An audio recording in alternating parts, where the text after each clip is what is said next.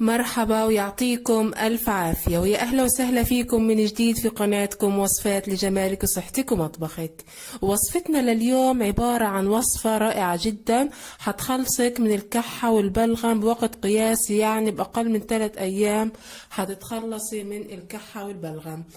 عندي في وصفتنا زي ما انتم شايفين بهذا الشكل عملت خليط، واللي هو عبارة عن معلقة واحدة من المرامية طبعا مطحونة بشكل خشن، عندي ايضا معلقة من الكمون، عندي ايضا معلقة من القزحة واليانسون والحلبة والبابونج. طبعا خلطت هذه المكونات مع بعض بحيث اصبحت عندي بهذا الشكل. طبعا ايضا عندي الورق الجوافة رائع جدا للتخلص من الكحة بوقت قياسي وسريع جدا جدا. بس كيف حنستخدم هذه الوصفة؟ اذا حابين تعرفوا كيف الوصفة لا تنسوا تعملوا لي لايك، تشتركوا بالقناة وتفعلوا الجرس حتى يصلكم كل جديد لجمالك وصحتك ومطبخك. اول شي عندي مية مغلية زي ما انتم شايفين بهذا الشكل، حضيف عليها، هي عبارة عن كوبين تقريبا، هضيف عليها معلقة كاملة.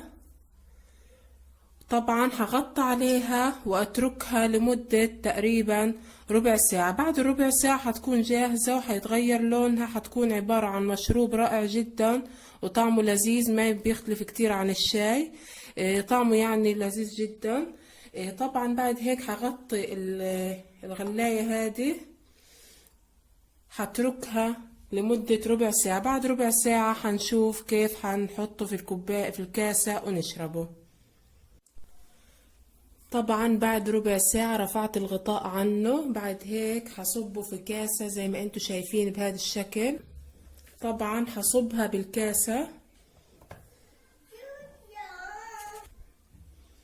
بهذا الشكل.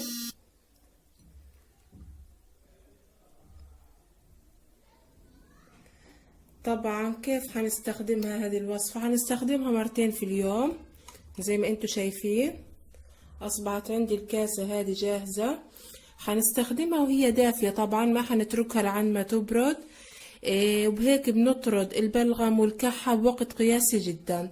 عشان اذكركم طبعا بالمكونات، واللي هي عبارة عن الكمون واليانسون والحلبة والبابونج، ايضا في منهم المرامية والقرفة والقزحة. هذه المكونات السبعة اخذت من كل نوع معلقة وخلطتهم مع بعض، واخذت معلقة كاملة على كاستين زي هدول، زي ما انتم شايفين بهذا الشكل اصبحت جاهزة عندي.